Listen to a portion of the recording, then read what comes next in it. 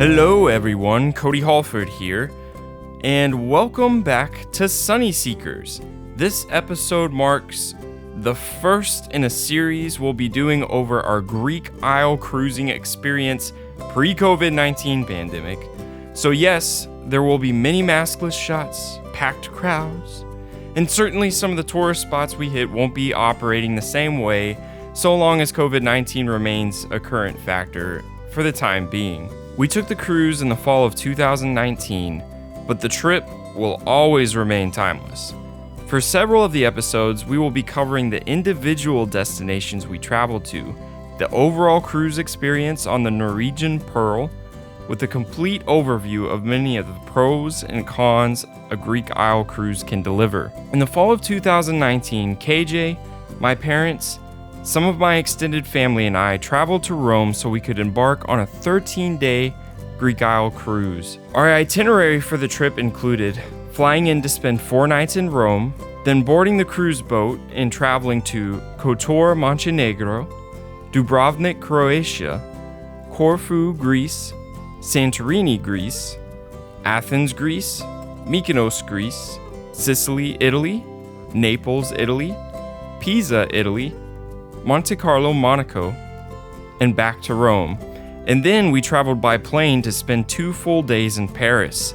Yes, this trip was jam-packed with all kinds of fantastical sights and experiences, and we will be sure to spend a video on each location.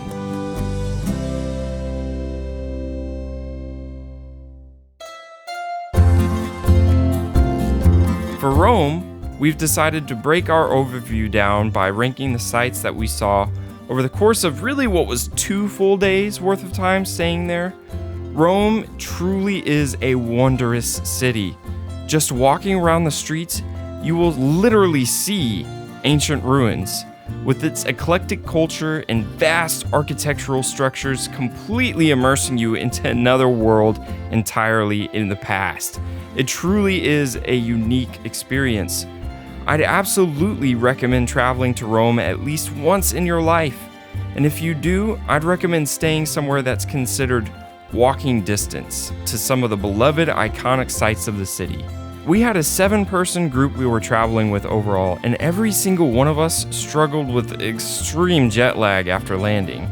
Kelsey and I ended up doing a straight shot from Dallas, which is around 13 hours of flying. That first day is always so tough. I was falling asleep while standing up in the street. It was crazy. We took 2 separate taxis to a lovely apartment we booked on VRBO titled the Rome Colosseum Vacation Rental. The apartment had several different rooms and can fit up to 9 different people. So our group of 7 settled in very comfortably. Maybe I should say 8? Like I said before, the location of our stay was pretty important to us. And this vacation rental was a pretty excellent location in balance with its price. Just 10 minutes down the road, you'll hit the Colosseum. The bed and rooms were very comfortable. Heck, my aunt and cousin's room even had a bunk bed tucked away at the top of it. This place not only exemplified comfort, but also character. One of the big highlights of this rental, in my opinion, were the views from the different rooms. I felt like I was in a dreamy, old-timey movie. All the apartment buildings in Rome are gorgeous and speak so much character. There are pros and cons with staying in a VRBO as opposed to a hotel, but I definitely say one of the pros of places like this rental is that it really does make you feel like you're absorbing the environment and taking in all the daily rhythms of Roman life more. And especially at sunset, man, it's like the Emperor's New Groove movie line, "When that sun hits, these buildings sing." Even witnessing something as simple as Rome's balconies is a source of inspiration. As a recording artist, Kelsey got some pretty decent songwriting done, and Sonny, well, he got some light reading done, I guess. The apartment also includes 2 bathrooms, high-speed Wi-Fi, bed and bath linen, a kitchen with pans and everything you need, washing machine and dryer, safe, dishwasher, air conditioning and heating, satellite TV, 24-hour assistance, not to mention The apartment is on a safe side of town and is monitored by a doorman who lives on site. It also includes a good-sized living room area where the whole family can just gather and chill after a long day of adventuring, or read some books out of this colorful, extensive library. Now that we've thoroughly perused our cozy stay, who's ready for some actual sightseeing? Introducing Sunny Sights Rankings. This episode, we've categorized the sightseeing we did into 8 different sections. Where we rank some of them may surprise you, but we definitely have our reasons why. Due to how many sites there were and how brief some of them can be, there's no way to include every site here on the list. We didn't even see everything. A lot of them were simply to be enjoyed as a passerby experience, much like the famous Spanish Steps. Yeah, we had already been walking for like 8 straight hours, no kidding, over the course of several miles, and we passed by it, and my mom was like, "Oh look, it's the Spanish Steps." And my dad turned around and said, does anyone want to go up those steps and see it up close? The answer was a resounding and unified, "Nope, we can see it from here." That being said, I will start off with number 8, Piazza Navona. Even the last site ranked on my list is still incredibly stunning. The Piazza Navona is a public space that is built on top of the 1st century AD stadium of Domitian, and the plaza still follows that ancient perimeter even now. It was used as an entertainment center for years and years, and at one point they even blocked the sewers off so the fountains could overflow and the plaza would become this mini lake area during the summer heat, and they would enact these famous naval battles. It was crazy. It was then transformed to the Baroque Roman architecture that it is today by the Pope Innocent, elected 1644 to 1655. It has 3 famous fountains, and it's still a great place to hang out and relax today. My family and I stopped here during one of our long treks, and there was something very peaceful about the atmosphere, of course. Not to mention, as a film and TV buff, this place seems like it's constantly getting used as a backdrop in a movie. I wish I had gotten more footage here, but we stopped here on our way back from the Vatican, of which I didn't bring my camera that day since I assumed it would not be permitted inside. I was correct in that assumption. Which brings us to number 7, the Vatican.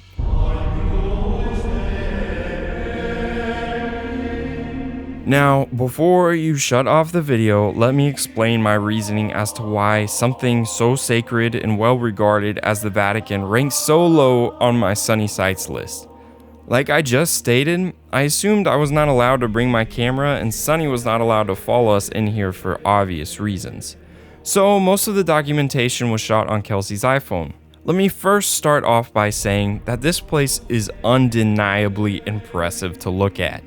I don't care what belief system or ideology you ascribe to, the Vatican is an incredible wonder to behold. When you get to the Vatican, it's like coming up to an empire. It's literally its own independent city and has these gigantic walls around it. I mean, I was like, what do they got in there? King Kong? Jurassic Park? Anybody? No? Okay. Anyway, I felt like this might be obvious, but you should definitely try to book the Vatican tickets ahead of time before your trip. We booked through the official Vatican site, which I'll have on a link below, and we skipped this really huge line of people trying to purchase their tickets at location. Buying tickets on the day of may add a couple of additional hours to your wait time, but also be prepared to go through some heavy security when you get inside. It's a little like going through customs, honestly, because again, you are entering an independent city-state.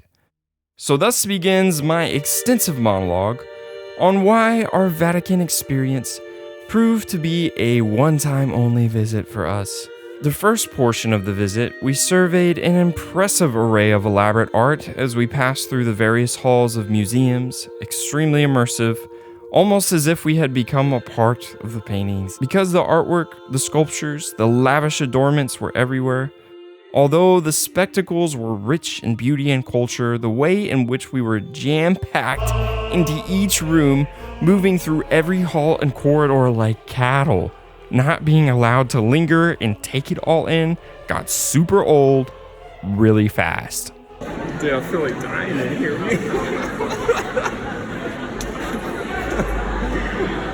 Well, you've done it then, you won't have to ever do it again. How do you feel, Cody? Tell us some more. Gosh, I hope nobody thinks I'm being too disrespectful. Oftentimes, you were shoulder to shoulder with someone you didn't know. And the icing on the cake? Heat. Yes, heat. 'Twas all humid and steamy. Gotta love it. And I mean, we went during the fall. I can't imagine going during the summertime because we were already cooking in there. So I'm like rumming up against all these other people I don't know, sweating my booty off. And then Kelsey can barely take any pictures because we gotta keep the line moving. There was no real capacity to fully appreciate what I was seeing around me. With that being said though, I do believe that things are and will most likely be run differently in light of COVID. There's no way they can continue to operate like that during this pandemic, so I'm sure they're limiting capacity, at least as of right now. After you go through, I'd say about 45 minutes worth of meandering through various museums, you finally reach the drumroll please, 16th Chapel. The 16th Chapel has a very neat history and also facilitates other current day functions such as the election of the Pope, several masses, etc., etc. Within this tour, the main focus and marvel are, of course, Michelangelo's paintings. There are several variations featured on the walls, but the most popular to witness are undoubtedly Michelangelo's iconic pieces, such as The Creation of Adam or The Last Judgment. Unfortunately, again though, I have to be very honest with you all when I say that there was nothing particularly reverent or relaxing about this experience due to the inability to stop and linger, as once again we were all crammed into the middle of what could have been considered an even smaller room in comparison to some of the Vatican's other counterparts. And of course, as understood upon arrival, once you step inside the 16th Chapel, all forms of photography were prohibited. I completely respect and understand this. But what made this particular scenario so annoying was that the security guards were constantly and pretty aggressively, I may add, screaming, "No pictures! No pictures!"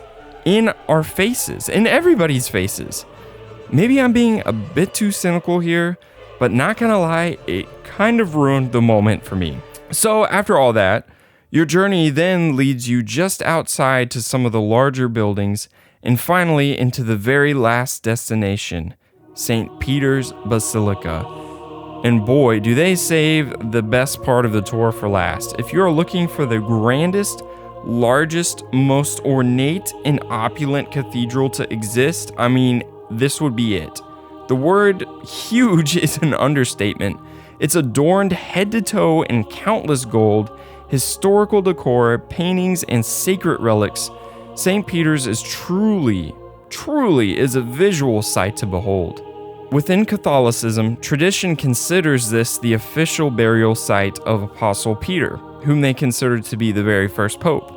And supposedly his tomb is nestled directly below the high altar of the basilica.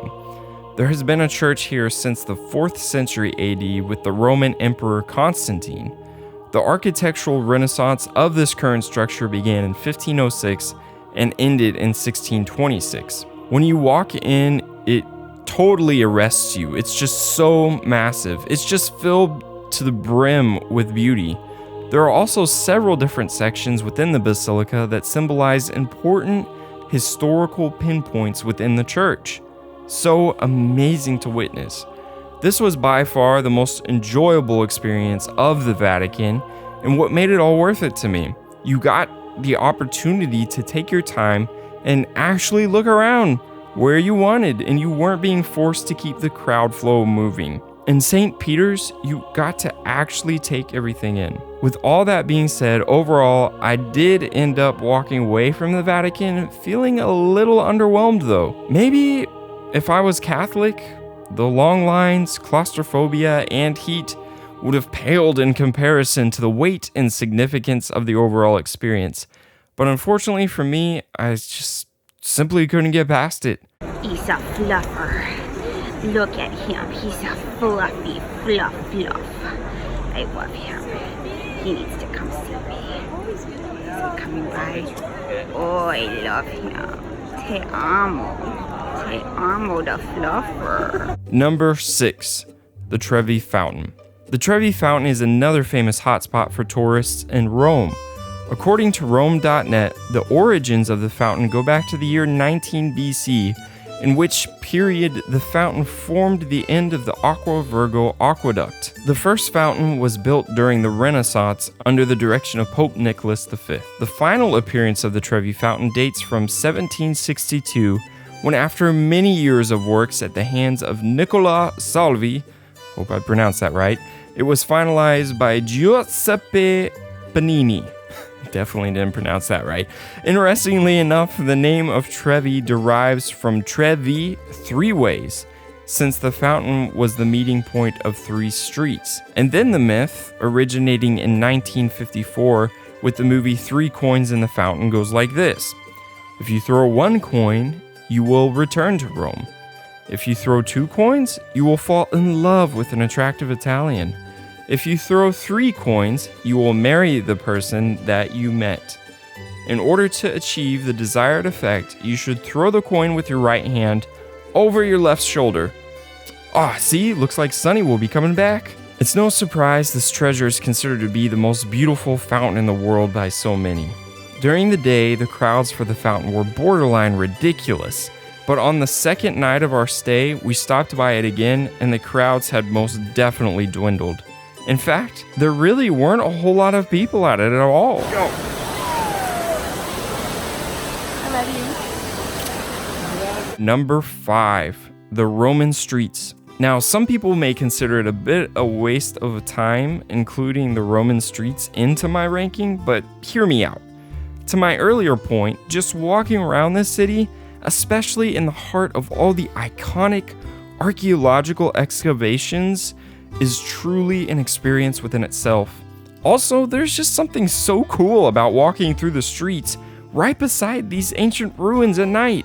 I can't really describe it, there's just this haunting poetry to it. Because Rome is basically built on top of its ancient self, you can be looking left or right and see ruins. There's art everywhere, musicians, this guy who plays drums with a shoe.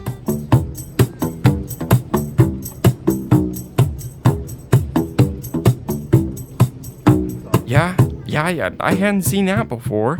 Even the modern buildings and architecture were stunning too. There's vibrancy, color, and all types of flora and plant life. We even loved looking in the shops and restaurants just to see what kind of character the space had. I highly recommend staying somewhere you can easily stroll from the Colosseum to the Trevi Fountain at night. Even after we had a super long day of walking and were beyond exhausted, we still chose to do this because it was truly a once-in-a-lifetime experience. Number 4, the Colosseum in the Arch of Constantine. Often seen as the symbol of ancient Rome, the Colosseum is a must for everyone visiting the area, and it is considered one of the 7 wonders of the modern world. Its construction began in AD 72 under the Empire of Vespasian and was finished in the year 80 during the rule of the Emperor Titus. It is the greatest ancient amphitheater, and just even seeing it, driving up the street to our apartment gave me chills. Rome.net quotes, "During the Roman Empire and under the motto of bread and circuses, the Roman Colosseum, known as the Flavian Amphitheater, allowed more than 50,000 people to enjoy its finest spectacles. The exhibitions of exotic animals, execution of prisoners, recreations of battles and gladiator fights kept the Roman people entertained for years. The Colosseum remained active for over 500 years. The last recorded games in history were celebrated in the 6th century. Not only is this place worth seeing in person, it's definitely worth booking a ticket to take the full-length tour inside. We booked ours through the site below, which also gave us access to the Roman Forum. They hand you a portable audio tour you can carry around and listen to if you didn't have a third-party tour guide booked. It contained a ton of really fascinating information on the histories, traditions, and types of shows put on at the Colosseum. I'll be honest, I have a lot of mixed emotions about this place. Its early history, especially, is obviously violent. I mean, it was created for the purpose of violent entertainment. When I come to places like the Colosseum, it is incredible to look at, don't get me wrong, but I don't consider it a glorious place by any means. People were slaughtered here for entertainment, not just volunteer gladiators, but even Christians were forced to fight in this arena as a means of providing an audience with an entertaining execution. For me, it's a sobering location, almost like going to a war museum. You don't sit there learning about everything that happened and go, "Oh, that's awesome." Although I'm not gonna lie, the full-blown naval ship battles they would have fought from time to time did sound pretty epic, but you hear it and recognize just how brutal people can be. That being said, I think it's important for us to be educated in honest history. This fantastic structure was built for this purpose. There was no glory to be found here, only death and brutality. Not to mention, the place was renamed after the Colossus of Nero, who, by the way, many believe is the 666 or 616 beast in the book of Revelation, and well deserving of the title because this dude literally burned Christians so they could serve as light for his dinner parties. He was terrible.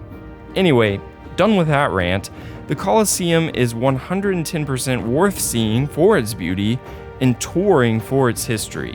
Not to forget, the Arch of Constantine is also a very lovely sight, standing right outside next to the Colosseum. The Arch of Constantine was erected in the year 315 in commemoration of the victory of Constantine the Great in the Battle of Milvian Bridge. It is located between the Colosseum and Palatine Hill. It's a very picturesque spot, especially if you can get some wide shots with it next to the Colosseum. Now, we will take a quick intermission from the Sunny Sights rankings so KJ can talk to us about some of the food we ate. Thanks, Cody.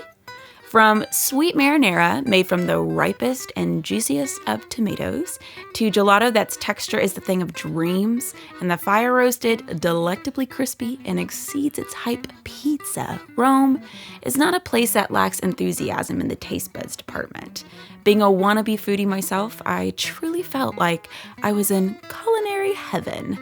The second night we were in Rome, we all decided to go out for dinner at a romantic home-style Italian restaurant called I don't know if it's Chin Chin or Sin Sin, but it's called Chin Chin Bar Ristorante Pizzeria, right in front of the breathtaking altar of the Fatherland.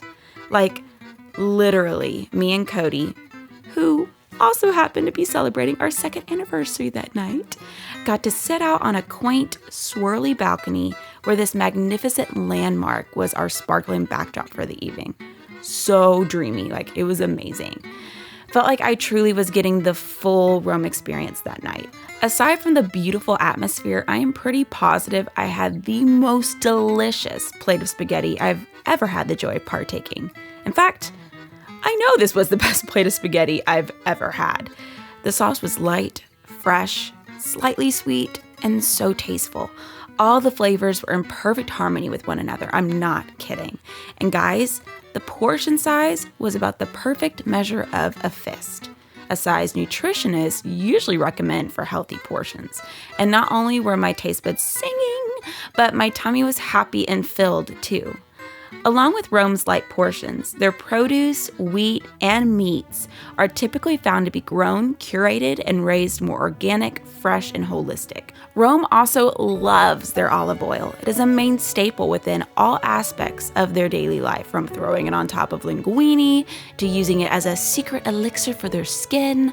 This natural wonder is one of their key ingredients that makes up their iconic Mediterranean lifestyle and diet.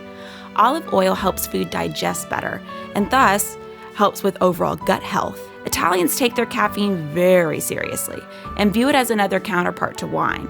With so many different beans, roasts, notes, and pairings espresso offers, it truly can become a passion for the connoisseur, an art form and science to learn and indulge in on the daily.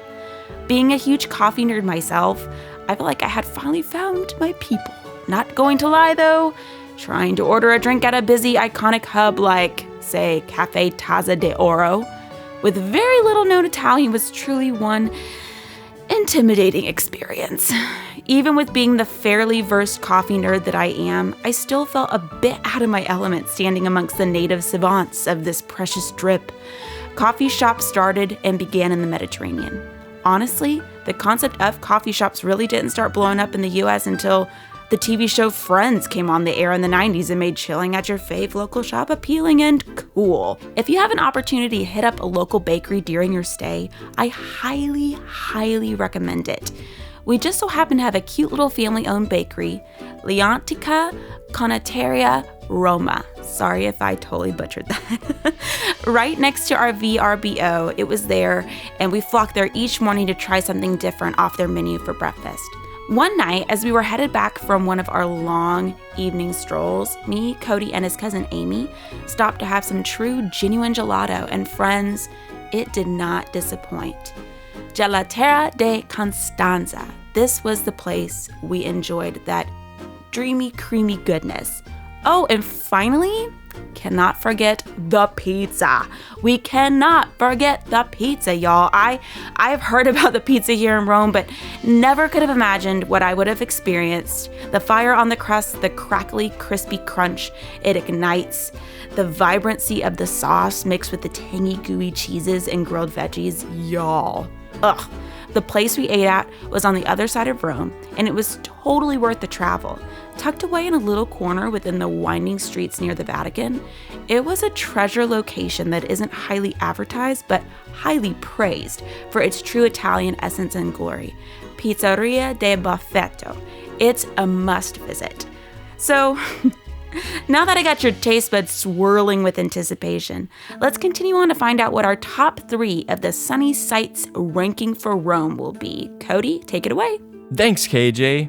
Moving on to number 3, Altar of the Fatherland. Our number 3 is impossible to miss when traveling around in Rome, since it is such a massive structure that can be seen from several vantage points in the city. The Altare della Patria, I tried, or the Monumento e Victoria Emmanuel II is carved in all-white marble with a majestic presence decorated in giant horses and chariots, Corinthian columns, and it's draped with an endless train of stairs. The building was inaugurated in 1911 as a tribute to Victor Emmanuel II, the first king of Italy after the country's unification. We never actually went inside the building, but it also has the Institute for the History of the Italian Risorgimento and the Central Museum of Risorgimento, and if you pull a Rocky all the way up to the top of the stairs, they say you can get one gorgeous panoramic view of the city. Some might be perplexed as to why this is my number 3 site with all the other choices around. I used the word majestic earlier. That really coins my feelings toward it. It was one of my favorite sights to see at night because it just absolutely left me jaw-dropped. I mean, on top of everything else, it had these stunning waterfalls planking both sides of the perimeter. Honestly, the reason is very simple. I think it's a beautiful building, and it's really magical to witness against the pale moonlight. On our very last evening in Rome, we stopped by this majestic structure just one more time, and as we were sitting by one of its waterfalls taking mental Polaroids of everything we could see, all of a sudden these white doves confettied into the sky from the far sides of the steps. I mean, guys, it was like a scene from a movie, for real. Plus, I'm also just a huge waterfalls guy, real or fake. Just put a tiny little waterfall anywhere and I'm honestly all about it, and then add this just massive wonder behind it and you got me. I'm sold. Speaking of massive and majestic buildings, my number 2 is also quite massive and majestic. Number 2, the Pantheon. So again, pretty disappointed we saw this one on our way back from the Vatican because I didn't have my camera on me. So most of this beauty was shot on Kelsey's iPhone. You guys, this building is something else. Let me tell you though, this is another one of those where my love for it is pretty much in visuals alone, since it originally completed its reconstruction in 126 AD as a temple to worship pagan gods. There was another temple there before its reconstruction built by Agrippa in between 25 and 27 BC. However, in 608, the Pope converted the temple to Christianity, and transported the remains of the martyrs from the Christian catacombs to here. But truly, history aside, my love for this place is purely found in its architecture. The dome is even bigger than St. Peter's Basilica, and I'm honestly just amazed at how something like this got constructed during those ancient times. It's this huge dome with a hole in the middle that delivers this heavenly light to the entire interior. So cool. It's supposed to be the best preserved site in Rome. What they built in 126 AD is pretty much what you're getting here, and that's incredible. Fun fact, there is also this fountain in front of this with this super creepy face that I would not want to see at the end of my bed at night. Seriously, someone should write a horror movie about this thing. So at this point, some of you may have been able to deduct my number one by this time. My number one is the Roman Forum. It was a little surprising to me how much I liked this place, considering it was more like an afterthought after the Colosseum tour, but I absolutely loved walking around the Roman Forum. Out of every sight to see here, this is the most expansive as far as ancient Rome is concerned. You can also see parts of it from the Roman streets, and once again, it is especially cool to witness it at night. It was always the Colosseum and the Vatican that got talked about in books and travel blogs, and for good reason, of course. But I really wasn't expecting the sheer amount of gold the Roman Forum had to offer as far as their fairly intact and preserved ruins, history, gorgeous gardens, and monuments. It's locked between the Colosseum and the altar of the Fatherland. The Roman Forum was the hub where all religious and public life in ancient Rome took place, and it was originally built on top of a marshy area which was drained in the 6th century BC, one of the first sewer systems in the world, actually. So much of it had been buried and built on top of after the fall of the Roman Empire, and even though everyone knew it existed in the 16th century, people didn't begin excavating it until the 20th century.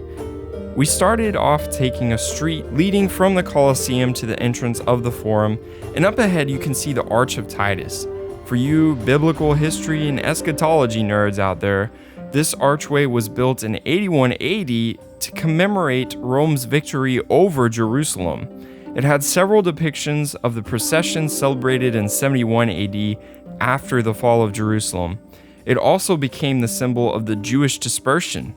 Super interesting to me, especially since I've been studying more and more about the fall of Jerusalem. Then, after you pass through that, you enter into the Via Sacra, which is the main street of the Forum. From there, you can access and see several of the different sites and temples, including the Temple of Romulus and Remus, of which we actually walked inside, and you can see some pretty interesting stuff in there. The Temple of Antonius and Faustina, which is definitely the best preserved temple in the Forum. The Basilica of Maxentius and Constantine. The Curia, which is where the Roman Senate met to make administrative decisions. And then the Arch of Septimius Severus, which was erected in 203 AD to commemorate the 3rd anniversary of Septimius Severus as the emperor. But my absolute favorite part of the Roman Forum experience had to be our time up on Palatine Hill. And to be truthful, we almost didn't go exploring this section. Our whole group was pretty darn tired from walking to the Colosseum, around the Colosseum, and then around the Roman Forum. Then come to find that the entrance to Palatine Hill had all these stairs? My cousin convinced us to do it, and boy, am I sure glad that we pressed on, because it was absolutely breathtaking and otherworldly up there. Sonny definitely felt like he was right smack dab in the Gladiator movies. Palatine Hill is considered to be the birthplace of Rome and is believed to have been inhabited since the year 1000 BC. And during the Republican period, the citizens began building upper-class living spaces up there. It contains sites such as the Domus Flavia, House of Livia, House of Augustus, the Farnese Gardens, one of the first botanical gardens to be created in Europe, the Hippodrome of Domitian. We really don't know for sure if this was used for races or if it was just simply a nice garden, and also these things.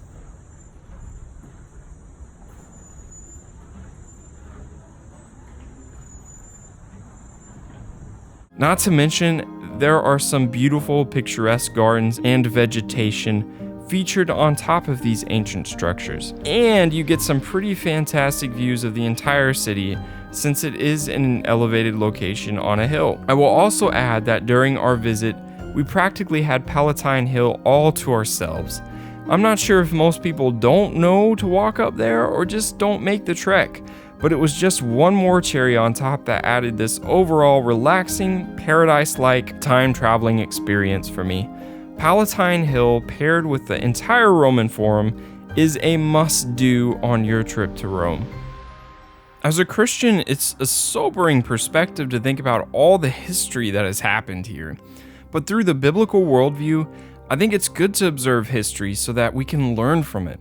We may benefit from some of the advancements the Roman Empire made as a modern society today, but when we take an honest look at who they were from a righteous moral standard, they were pretty terrible.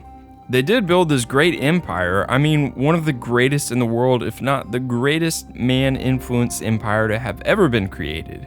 But they worshipped pagan gods, enacted emperor worship, perpetuated all kinds of heinous immorality, slaughtered many people for the sake of building their empire and entertainment, all while persecuting those who wouldn't conform to their worship, including Christians. I mean, from the biblical viewpoint, these guys as a nation were really terrible.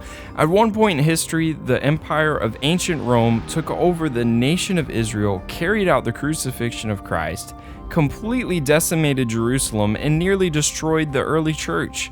The gospel eventually started making its way through the empire, and just like all great man-made nations throughout history, it had a start date and an end date. That being said, I think it's important for us to come to these places. Number one, you can still admire the accomplishment in the architecture and beauty of what they did. Number two, it's really important that we know and understand history. First off, it helps add to the reality of the Bible. You can have an added depth of understanding and background in what you're reading when you actually see and dive into some of the cultures of what you're reading about. In addition to that, it helps us learn from the mistakes of humanity. The Roman nation really thought it was great and an invincible empire for a long time, and they openly reveled in their immorality of idolatry, murder, sexuality, you name it. They accepted it as a nation of people. We as Christians have to flee from that.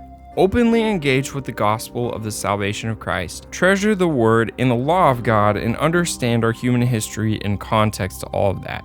In conclusion, Rome is truly a must visit. There is so much rich culture and profound history intertwined in the DNA of this city. It leaves me wondering, when people look back at our local history or architecture, what will they be saying thousands of years from now?